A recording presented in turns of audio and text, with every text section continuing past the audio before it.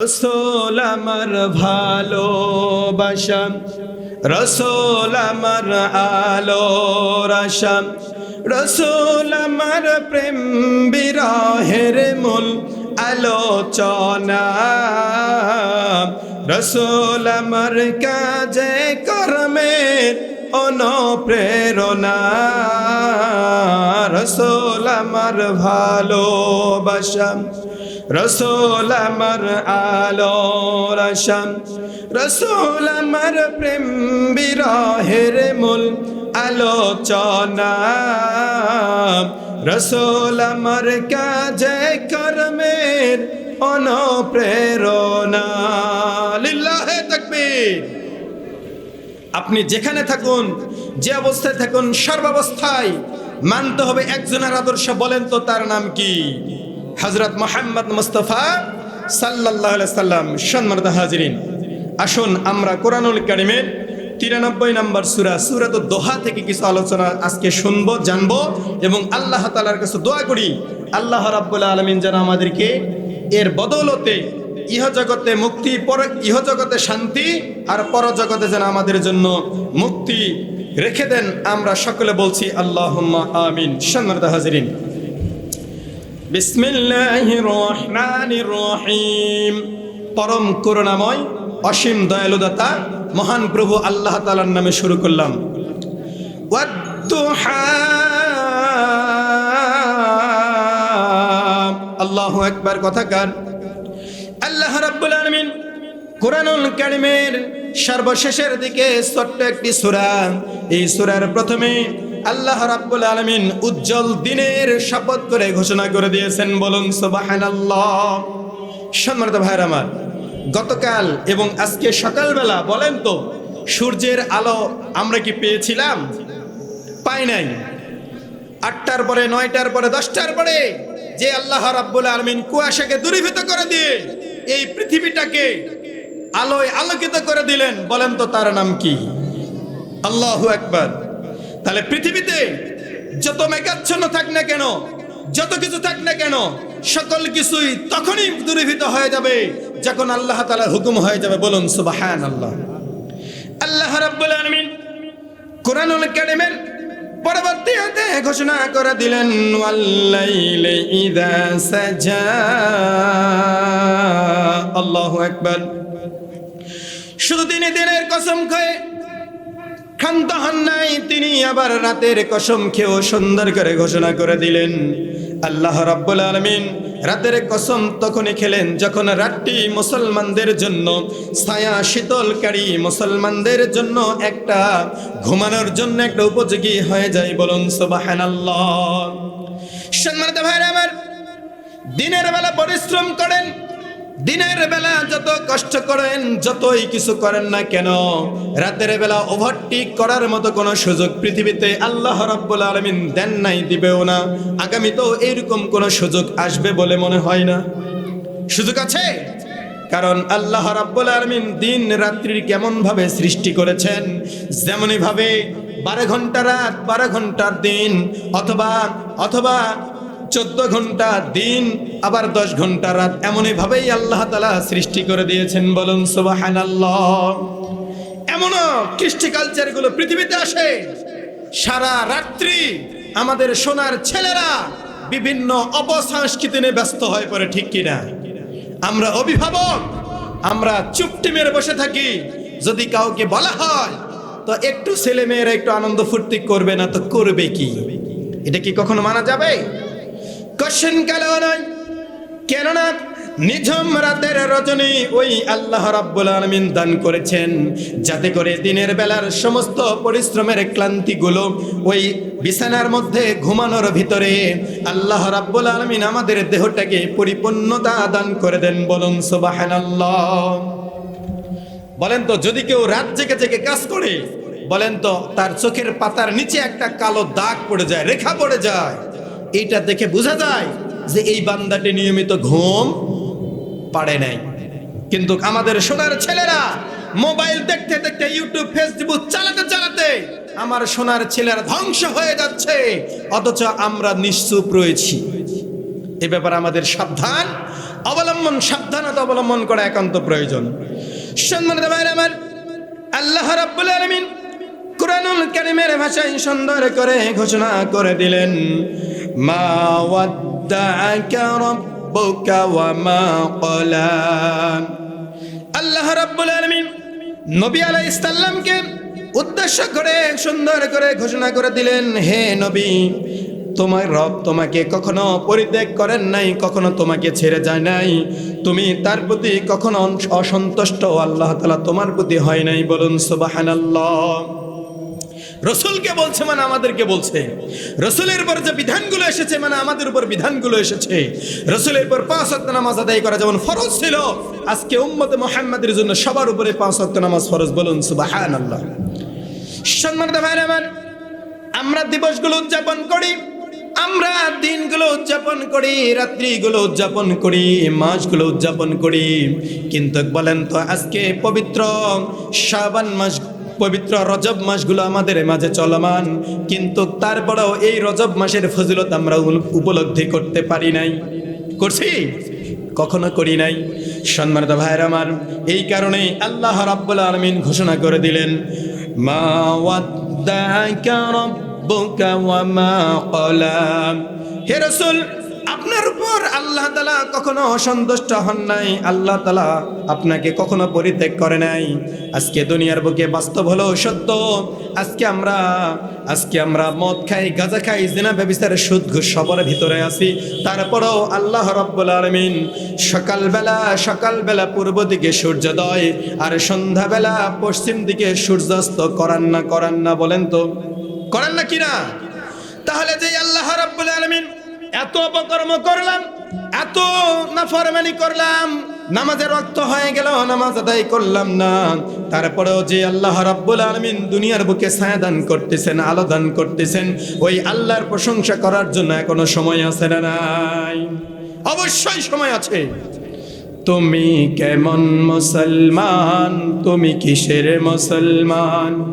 মসজিদের পাশ দিয়ে তুমি যাও গো সিনেমায়, কেমন করে বলো তোমায় মুসলিম বলা যায়? ঠিক কিনা মুসলমান? পৃথিবীর বুকে আজকে আমরা আগে কাটা মুসলমান হয়েছি, ইমানদার মুত্তাকি মুসলমান হইতে পারি নাই। এই কারণে আমাদের অভিভাবকরা কখনো আমাদেরকে চিন্তা চেতনার মধ্যেও দেয় না। যখন আপনি ফজরের নামাজ আদায় হয়ে গেল, নামাজ আদায় করার জন্য যাচ্ছেন, পাশের রুমে আপনার সন্তান ঘুমিয়ে আছে, তাকে জাগ্রত করলেন না। আপনার বিছানার পাশে আপনার স্ত্রী জাগ্রত করলেন না, আপনি সুর করে উঠে মসজিদের পানে ধাপিত হলেন, আবার মসজিদ থেকে এসে আবার ওই বিছানায় ঘুমায় পড়লেন। অথচ একই ছাদের উপরে আপনি একই ছাদের নিচে বসবাস করলেন, একই পাতিলের রান্না বাড়ি করা ভাত কাপ সবকিছু খাইলেন। বলেন তো এই ব্যাপারে আমাদের সন্তানগুলোকে কখনো একটু কি চোখ কান খোলা রাখার কথা বলেছি? বলি নাই। এটা আমাদের ব্যর্থতা, এটা আমাদের সবচাইতে বড় জঘন্যতম আচরণ। অথচ ওই সন্তানটি যখন কোনো অপকর্ম করে, আর অপকর্ম করার কারণে যখন ফৌজদারি মামলার আসামি হয়ে যায়, তখন সঙ্গে সঙ্গে আসলাম ভাইয়ের কাছে গিয়ে আপনি চিন্তা করেন, বাবা বলেন তো এখন কি করব, ঠিক কিনা? একটু চিন্তা ভাবনা লাগবে। সম্মানিত ভাইরা আমার, এই কারণে আল্লাহ রাব্বুল আলামিন পরবর্তী আয়াতে সুন্দর করে ঘোষণা করে দিলেন, ওয়াইলাল আখিরাতু খায়রুল লাকা মিনাল উলা। আল্লাহু আকবার। আল্লাহ রাব্বুল আলামিন এই কারণে ঘোষণা করে দিলেন, নিঃসন্দেহে তোমরা যেই যুগটা অবস্থান করতেছ, পরবর্তীতে যেই যুগটা আসবে, এই যুগটা কখনো ভালো হতে পারে না, বরং রাসূলের যুগ ছিল সবচাইতে সোনালী যুগ। বলুন সুবহানাল্লাহ। এর মাধ্যমে একমাত্র কারণ আমরা আমাদের সন্তানগুলোকে মানুষের মতো মানুষ হওয়ার জন্য শিক্ষা দেই নাই, আমাদের আগামী প্রজন্মগুলোকে মানুষের মতো মানুষ হওয়ার জন্য শিক্ষা দেই নাই। আল্লাহর রাসূল সাল্লাল্লাহু আলাইহি সাল্লাম সুন্দর করে ঘোষণা করে দিলেন, খায়রুকুম মান তাআল্লামাল কুরআনা ওয়া আল্লামা। আল্লাহর রাসূল ঘোষণা করে দিলেন, তোমাদের মধ্যে সবচাইতে ওই ব্যক্তি হলো উত্তম যে ইলমে দ্বীন শিক্ষা করে এবং অপরকে শিক্ষা দেয়। বলুন ঠিক কিনা? আজকে পৃথিবীর বুকে আপনি আপনার সন্তানকে কেজিএন কিন্ডারগার্টেন স্কুলে লেখাপড়া করালেন, Bangla, physics, chemistry, biology, mathematical সকল কিছু শিক্ষা দিলেন। আপনি বুকে হাত দিয়ে বলেন তো, আপনার সন্তানটা কি কখনো কোরআনের শিক্ষা দিতে পেরেছেন? কখনো হাদিসের শিক্ষা দিতে পেরেছেন? আপনি আপনার সন্তানকে যখন হাদিসের শিক্ষা দিতে পারেন নাই, কোরআনের শিক্ষা দিতে পারেন নাই, জেনে রাখো মুসলমান, ওই ব্যক্তি কখনো আপনার জানাজা করতে পারবে না, আপনার গোসল করতে পারবে না, আপনার কবরের পাশে গিয়ে রব্বির হামহুমা কামা রাব্বায়ানি সগীরা বলেও দোয়া করতে মনে হয় পারবে? কি পারবে? কখনো নয়। সম্মানিত ভাইরা আমার, তবে একটা আহ্বান জানাই, পৃথিবীতে এমন কিছু দল আছে, এমন কিছু মত আছে, এই মতের গুলোর মধ্যে যদি আপনি একনিষ্ঠ হতে পারেন, আশা করা যায় আপনার সন্তান সাধারণ শিক্ষায় শিক্ষিত হতে পারবে, পাশাপাশি একজন মসজিদের ইমাম হিসেবে দায়িত্ব গ্রহণ করতে পারবে। এইরকম প্রতিষ্ঠান, এইরকম জায়গা, এইরকম দল আর মতের সাথে আপনি আমি এখনো একত্রিত হতে পারি নাই। ঠিক কিনা মুসলমান? সম্মানিত ভাইরা আমার, আল্লাহ রাব্বুল আলামিন আবার ঘোষণা করে দিলেন, ওয়ালা সাউফা ইউতিকা রাব্বুকা ফাতারদা।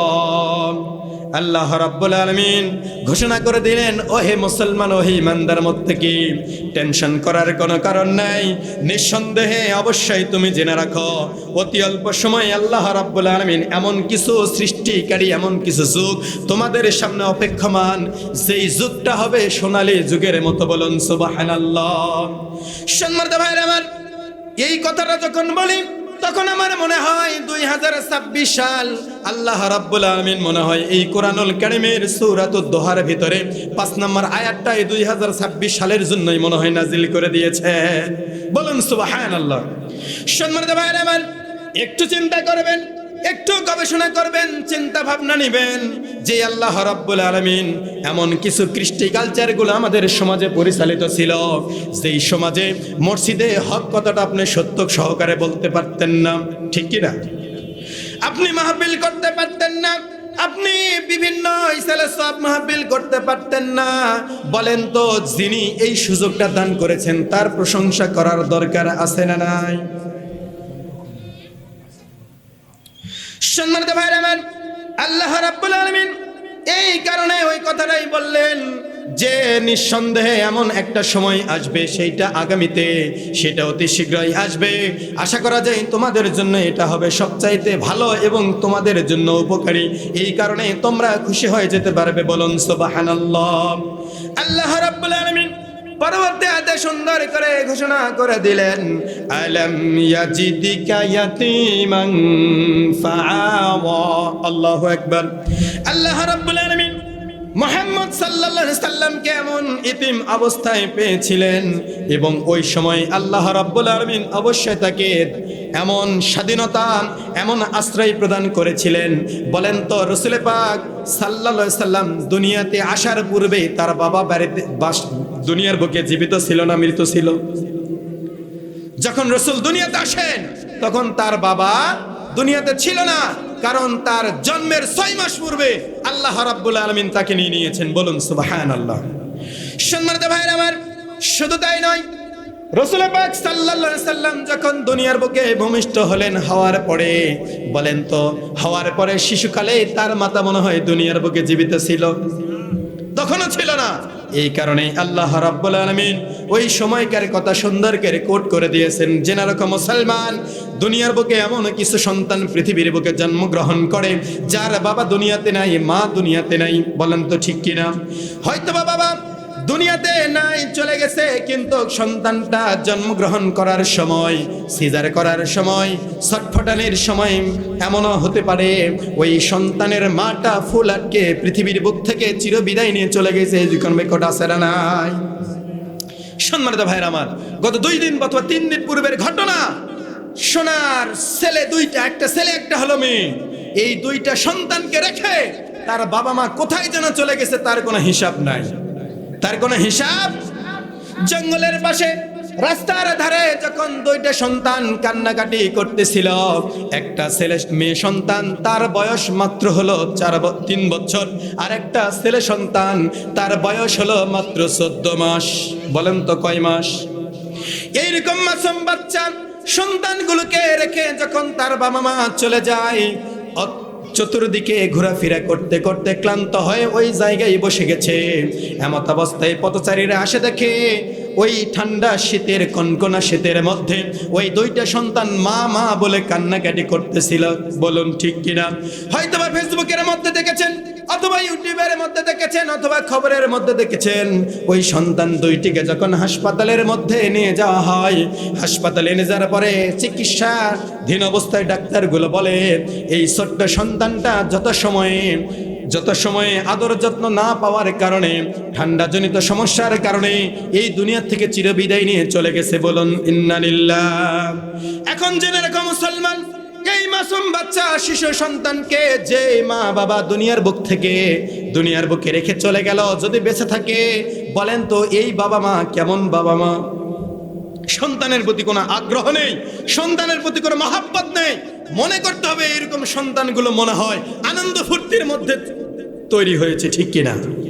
আর এই আনন্দ ফুর্তি তৈরি করার জন্য বাংলাদেশের প্রতিটা এলাকায়, প্রতিটা মহল্লায় বিভিন্ন পার্ক তৈরি হয়েছে, নাম হলো শিশু পার্ক।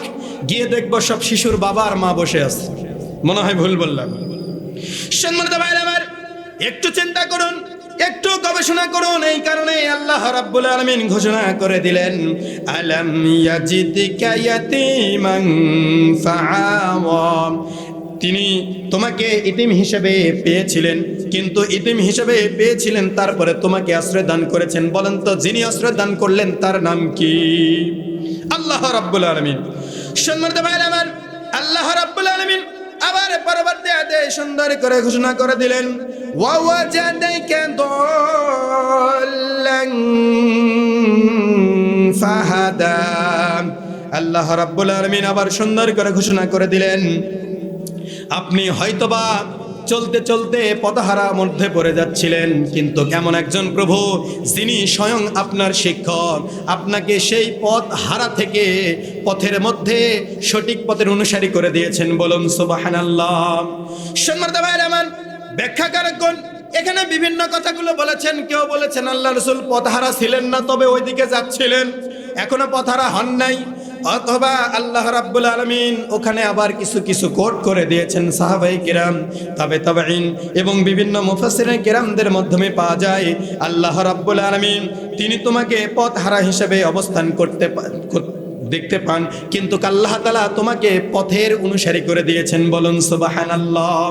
কারণ রাসূলকে যদি বলা হয় পথহারা ছিলেন, এটা আমাদের কথা বলা কখনোই ঠিক হবে না। কারণ রাসূলের স্বয়ং শিক্ষক ছিলেন মহান আল্লাহ রাব্বুল আলামিন। তিনি কখনো পথহারা নন, তিনি কখনো পথভ্রষ্ট নন। তবে ইহুদির বাচ্চারা, খ্রিস্টানরা তাকে ধ্বংস করার জন্য চেষ্টা করেছিল, আল্লাহ তাআলা সেখান থেকে হেফাজত করেছেন। বলুন সুবহানাল্লাহ। সম্মানিত ভাইরা আমার, এই কারণে আল্লাহ তাআলা এই কোটটা আপনাকে আমাকে দিয়েছেন। এই কারণে পৃথিবীতে মানুষ যুগে যুগে অবস্থান করবে এবং তারা রাসূলের অনুসারী হতে হতে এক সময় দেখা যাবে তারা পথভ্রষ্ট হয়ে যায়।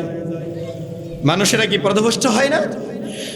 এই সূরার এই আয়াতটা ওই সকল ব্যক্তিদের জন্য, যদি কোনো ইমানদার মুত্তাকি মুসলমান, দাড়িওয়ালা, টুপিওয়ালা, জুব্বাওয়ালা চলতে চলতে যদি একটু বেলাইনে চলে যায়, তার ঊর্ধ্বতন ব্যক্তি যারা আছে, যারা কোরআন তেলাওয়াত করে জিকির আজগার করে, তাদের অধীনস্থ যারা আছে উলামায়ে কেরাম, তাদের সংস্পর্শে এসে ওই পথটা আবার সুন্দর পথে ফিরে আসবে। বলুন সুবহানাল্লাহ। পৃথিবীতে নামাজ আদায় করে নিয়মিত, হঠাৎ দেখা গেল বিয়ের পর আর নামাজই পড়ে না, এরকম বান্দা পৃথিবীতে আছে না নাই? অথবা এমনও ব্যক্তি হতে পারে ছোট্ট জীবনে খুব ভালো ছিল, চলাফেরা করত, সুন্দরভাবে নামাজ, রোজা, যাকাত সমস্তগুলো আদায় করত, কিন্তু যখন বাবা মরে যাওয়ার পরে 3 দিন 4 দিন 40 দিন পর্যন্ত নামাজগুলো সুন্দরভাবে আদায় করেছে, তারপরে বাবার সম্পদগুলো নিজের কাছে পেয়েছে, তখন আর চিন্তা করে না কিসের নামাজ আর কিসের রোজা আর কিসের বাবার কবরের পাশে গিয়ে রব্বির হামহুমা কামা রব্বায়ানি সগীরা বলে দোয়া করা। এরকম পরিবেশ আমাদের বাংলাদেশের বুকে এমনও কিছু সন্তানগুলো পৃথিবীতে আছে না নাই? সম্মানিত ভাইরা আমার, আল্লাহ রাব্বুল আলামিন পরবর্তী আয়াতে সুন্দর করে ঘোষণা করে দিলেন, ওয়া ওয়াজাদাকা আইলান ফাআগনা। আল্লাহ রাব্বুল আলামিন সুন্দর করে ঘোষণা করে দিলেন, হে নবী, আমি কি আপনাকে নিঃস্ব অবস্থায় পাই নাই, যখন আপনার ধন সম্পদ বলে পৃথিবীতে কোনো কিছুই ছিল না।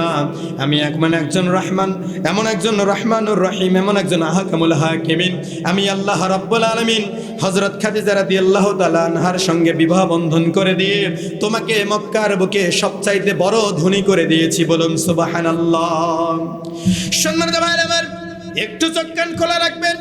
যে বান্দাটি তখনকার জামানায় কুরাইশ বংশে আলামিন উপাধি পেয়েছিল, আলামিন উপাধি পাওয়ার পরে যখন আল্লাহ রাব্বুল আলামিন কোরআন শরীফ নাজিল করে দিলেন, কোরআনুল কারীমের সূরাতুল আলাকের প্রথম 5টি আয়াত অবতীর্ণ করে দিলেন, বলেন তো যারা আলামিন উপাধি দিয়েছিল ওই সকল ব্যক্তিগুলোই আবার তাকে বিভিন্ন কট লাগাইছে না লাগাই নাই? আজকেও পৃথিবীর বুকে আপনি ভালো কাজ করেন, আপনি সমাজে উন্নয়নমূলক কাজগুলো করেন, ভালো ভালো দলের সাথে সম্পৃক্ত থাকেন, এমন কিছু ব্যক্তি, এমন কিছু সমাজের ব্যক্তিগুলো রয়েছে যারা আপনাকে দেখতে পারবে না, আপনাকেও এরকম ভাবে বিভিন্ন ট্যাগ লাগায় ব্যবহার করবে। বলেন ঠিক কিনা? সম্মানিত ভাইরা আমার, এই কারণে আল্লাহ রাব্বুল আলামিন আবার সুন্দর করে ঘোষণা করে দিলেন, ফাআম্মাল ইয়াতীমা ফালা তাকহার। এত কিছু পাওয়ার পরে আল্লাহ রাব্বুল আলামিন তার রাসূলকে কোট করে দিচ্ছেন, হে রাসূল সাবধান, আমি যে আপনাকে এত কিছু দান করলাম, এই কারণে আপনাকে ক্ষমতা দান করলাম, আপনাকে চেয়ার দান করলাম, এই কারণে মনে করো না আপনার ক্ষমতা হলো স্থায়ী, আপনার চেয়ার হলো স্থায়ী, এই কারণে আপনি কাউকে ধমক দিয়ে কথা বলতে পারবেন না, বিশেষ করে ইতিমদেরকে। বলুন ঠিক কিনা? আজকে সমাজের বুকে নির্বাচন আসার পূর্বে আপনার হাত ধরে ধরে কথা বলবে, আপনার সাথে মিষ্টি ভাষায় কথা বলবে, মুঠের ভিতরে টাকা দিয়ে যাবে, মুঠের ভিতরে টাকা দিয়ে যাবে এবং আপনাকে বলবে, ভাই আপনার কাছে আমি দোয়া নেওয়ার জন্য এসেছি। ঠিক কিনা?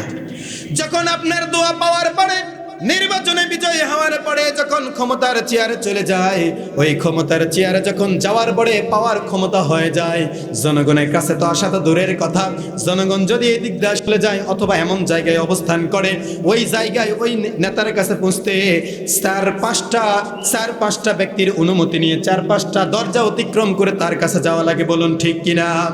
এবং তার ভিতরে গিয়ে দেখবেন তার অন্দর মহলে এমন কিছু কৃষ্টি কালচার গুলো নিয়ে বসে আছে, গাজার আড্ডা করেছে, নারীদের আড্ডা করেছে, এমনই ভাবে যে আল্লাহ রাব্বুল আলামিন আপনাকে আমাকে সুযোগ দান করেছেন। বলেন তো এই নেতাগুলোর নেতৃত্ব মানা যাবে কিনা? যাবে? কোশ্চেন কালে নয়, কারণ এই সকল নেতা নেত্রীগুলো আপনাকে নিয়ে জাহান্নামে যাওয়ার জন্য পায়তারা করে দেয়। বলুন নাউযুবিল্লাহ। সম্মানিত ভাইরা আমার, একটু চোখ কান খোলা রাখুন, একটু গবেষণা করুন, একটু চিন্তা ভাবনা করুন যে আল্লাহ রাব্বুল আলামিন ইতিমদের ব্যাপারে কঠোর নিষেধাজ্ঞা দিয়ে দিলেন। আপনি ক্ষমতা পাওয়ার পরে ওই ইতিমদের ব্যাপারে অবশ্যই কটাক্ষ করবেন না, ওই ইতিমদের ব্যাপারে অবশ্যই আপনি খোঁজ খবর নেবেন, ওই ইতিম মিসকিনদের ব্যাপারে কখনো কঠোরতা হতে পারবেন না। বলেন বিধানকার, বিধানকার